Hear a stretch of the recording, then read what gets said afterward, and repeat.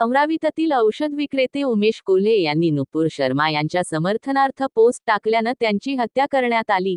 त्यानंतर या घटनेचा सर्वत्र निषेध केला जातोय। पण आज अमरावतीत भाजप नेते कपिल मिश्रा यांनी मृत उमेश कोल्हे यांच्या कुटुंबियांची भेट घेतली। नहीं, पुलिस अपना काम नहीं कर रही थी, वरना एनआईए की ज़रूरत नहीं पड़ती। पुलिस अपना काम अब शायद करे, लेकिन सत्ता परिवर्तन होने के बाद पुलिस काम करे, ये तो पुलिस का धर्म नहीं है। तो मैं तो अमरावती के पुलिस के ऊपर तो सवाल है, और हम ये उम्मीद करेंगे देश में बाकी जगह की पुलिस ऐसा नहीं करे जो अमरावती की पुलिस ने किया। सरकार नहीं बदलती तो शायद ये कभी सत्य सामने ही नहीं आ पाता। दुखद है। मैं एक बात ये कहना चाहता हूँ कि देश में एक ऐसा समाज, एक ऐसा वर्ग जो कि सुबह से लेकर रात तक इस्लाम खतरे में है, मुसलमान खतरे में है, ऐसा एक एजेंडा चला रहा है। इसमें देश के बहुत बड़े बड़े पत्रकार और देश के बहुत बड़े बड़े नेता शामिल हैं।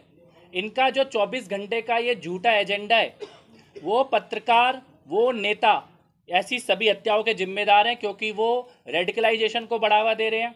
वो झूठे एजेंडे के माध्यम से इस प्रकार का टेरर रिक्रूटमेंट, आईएसआईएस का रिक्रूटमेंट भारत में हो, अलकायदा का रिक्रूटमेंट भारत में हो, ऐसा माहौल पैदा कर रहे हैं। और उसके बाद ये जिहादी हत्याएं हो रही हैं। मारने वाला तो कठपुतली है, लेकिन पीछे जो बैठा है वो नेता बैठा है, और वो पत्रकार बैठा है, वो वकील बैठा है, जो कि रोज़ सुबह से लेकर रात तक इस्लाम खतरे में है, इस्लाम खतरे में, इस्लाम खतरे में है का ये जो एजेंडा देश में चलाया जा रहा है। वो सब नेताओं के नाम आप सबको मालूम है, वो पत्रकारों के नाम आप सबको मालूम है। उमेश कोल्हे जी, कन्हैया लाल जी, इन सब के खून से इन नेताओं का हाथ रंगा हुआ है, ये मैं कहना चाहता हूँ। अभी महाराष्ट्र में रजा एकेडमी के रोल को इग्नोर नहीं कर सकते। पीएफआई, रजा एकेडमी और इनके पीछे चाहे वो जमीयत उलेमा हिंद जो बाद में आतंकवादियों का केस लड़ने के लिए खड़ा होती है, ये सबका भूमिका जांच के लायक है, संदिग्ध भूमिका है। और मुझे लगता है कि सिम्मी की नाजायज औलाद का नाम है पीएफआई। पीएफआई कोई ऐसे अचानक हवा में पैदा नहीं हुआ। सिम्मी की नाजायज औलाद, उसका नाम ही पीएफआई है। और समय आ गया है देश में पीएफआई के पीछे जो लोग खड़े हैं वो जेल के भीतर जाने चाहिए। सर, बैन होना मुझे लग रहा है कि जिस प्रकार के सबूत सामने आ रहे हैं, सिमी की तरह ही हश्र होगा पीएफआई का। सर, हिंदू संघ उधर ही बैठे हुए हम लोग। हाँ। मेरे को लगता है ये एक उदाहरण है कि हम सब लोग एक साथ हैं। ऐसा लग रहा है कि अमरावती को एक्सपेरिमेंट का ग्राउंड बनाया जा रहा है जिहादियों के द्वारा, इस्लामिक टेररिस्ट के द्वारा कोई यहाँ पे प्रयोग किया जा रहा है। ये प्रयोग अभी अचानक नहीं हुआ। उमेश कोल्हे जी के मामले में ये 12 नवंबर को जो इधर हुआ घटनाक्रम, रजा एकेडमी के नाम पे जो कार्यक्रम हुआ, जिस प्रकार का आतंक यहाँ पे गलियों में, सड़कों में, शहरों में, बाज़ारों में फैलाने का कोशिश किया गया, अगर उस वक्त अपराधियों को पुलिस ने पकड़ा होता तो शायद उमेश कोल्हे जी हमारे बीच में जीवित होते।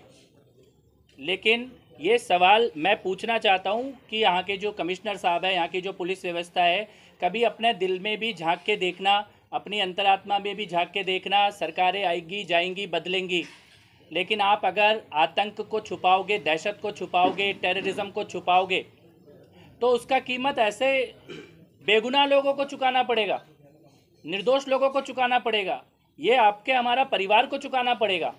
तो देश में भी सभी पुलिस अधिकारियों को मैं ये कहना चाहता हूँ, सरकारों के दबाव में आतंकवादियों को बचाने का काम मत करो। अमरावती ये सबक है।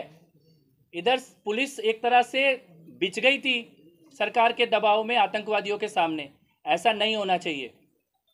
उमेश कोल्हे जी के परिवार को पुनः नमन करता हूँ। एक बार फिर से ये कहता हूँ कि ऐसे किसी भी परिवार को ना कमज़ोर पड़ने देंगे, ना अकेला पड़ने देंगे। और भी लोगों को धमकियाँ मिल रही हैं देश में, अमरावती में धमकियाँ मिल रही है और लोगों को उदयपुर में धमकी मिल रही। मेरे को भी कुछ लोगों ने धमकी भेजने की कोशिश की। मैं ये कहना चाहता हूँ, आपका जो एजेंडा है दहशत का, ये एजेंडा भारत की भूमि में कभी नहीं चल सकता। इस देश में जब जब भी आतंक जिहाद आया है, पराजित होकर गया है। उमेश कोल्हे जी जैसे बलिदान के बाद परिवार का साहस, समाज का साहस और समाज की एकता ने हमेशा जिहाद को हराया है। एक बार फिर से हराकर ही वापस भेजेंगे, ये निश्चित है। ये अभी मैं स्वर्गीय उमेश कोल्हे जी के परिवार से मिला हूँ। मेरे साथ हमारे आदरणीय विधायक जी यहाँ पर आए हैं, हमारे साथ शैलेश जी, शिवराय जी, दिनेश जी, तुषार जी, ऐसे बहुत सारे समाज के, स्वामी महाराज जी, समाज के बहुत सारे प्रबुद्ध लोग भी यहाँ पर आए हैं। परिवार से मिलने के लिए। अभी शैलेश जी की धर्मपत्नी जी से, उनके बेटे से, बहू से, भाइयों से, उनसे मुलाकात की है मैंने। मैं सबसे पहले तो ये कहना चाहता हूँ कि पूरा भारत और भारत के और दुनिया में रहने वाले सभी जो हिंदू समाज है वो शैलेश जी का, उनके परिवार का, उमेश जी का, उनके परिवार का ऋणी है। हम लोग कर्जदार हैं उमेश कोले जी के परिवार के, उमेश कोले जी के बलिदान के। तो जो भी हम मदद कर रहे हैं, ये हम एक तरह से अपना ऋण का थोड़ा सा हिस्सा वापस देने की कोशिश कर रहे हैं। धर्म के लिए ये बलिदान हुआ है, समाज के लिए ये बलिदान हुआ है, और इस प्रकार से देश में जगह जगह पर चुन चुन के लोगों की हत्या की जा रही है। अभी मैं उदयपुर होकर आया, कन्हैया लाल जी के परिवार से भी मिल के आया हूँ। एक चीज़ जो मैंने देखी, संकेत जो उनके पुत्र हैं उनसे मेरी बात हुई, अभी उनकी धर्मपत्नी जी से मेरी बात हुई। हम ऐसे वीर केवल दुनिया में विरले होते हैं, ऐसे वीर और साहसिक परिवार। तो मैं नमन करता हूँ पुनः उनकी धर्मपत्नी को, उनके बेटे को, बहू को, सबको नमन करता हूँ। हम लोगों ने 30 लाख रुपए की आर्थिक सहायता परिवार को दी है। वो परिवार के बैंक खाते में मेरे आने से आधा घंटा पहले आ चुका है। उनके खाते में वो 30 लाख रुपए जाने के बाद और भी लोगों से मैं अपील करूंगा कि परिवार की सहायता करें।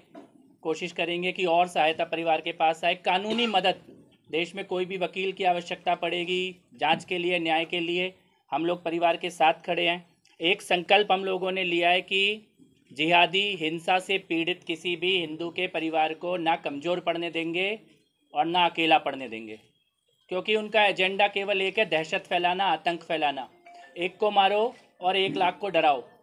तो छल से, झूठ से, धोखे से वो मार तो सकते हैं लेकिन डरा नहीं सकते। डरेंगे नहीं, ना डरा सकते और ना हरा सकते।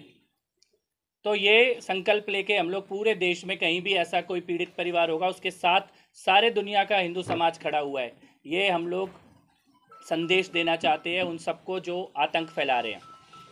कपिल मिश्रा यांनी कोल्हे यांच्या कुटुंबाला 30 लाख रुपये आर्थिक मदत केली, तर भाजपा कायम कोल्हे यांच्या कुटुंबासोबत असल्याचे त्यांनी सांगितले आणि मारेक यांना कठोर शिक्षा होईल अशी ग्वाही दिली। राजेंद्र वाटाणे, लोकशासन न्यूज, अमरावती।